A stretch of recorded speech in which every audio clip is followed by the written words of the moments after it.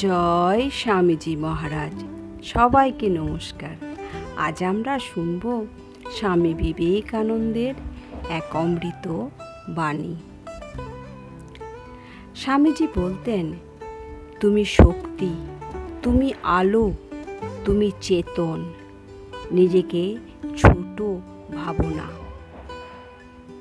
আজকের দিনে চারিদিকে যখন সন্দেহ, ভয় আর আত্মবিশ্বাসের অভাব ঘিরে ধরছে, ঠিক তখনই স্বামীজির এই বাণী আমাদের শেখায়, নিজেকে জানো, নিজের ভেতরের শক্তিকে বিশ্বাস করো।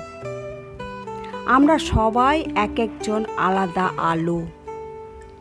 সমাজ, পরিবার, চারপাশের লোকজন যাই বলুন না কেন, নিজের অন্তরের ডাক শুনে পথ চলাই হলো প্রকৃত ধর্ম।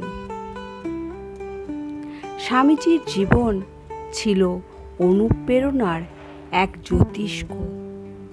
তিনি শুধু বলেই যাননি, নিজের জীবন দিয়ে দেখিয়ে দিয়েছেন। জয় স্বামীজি মহারাজ।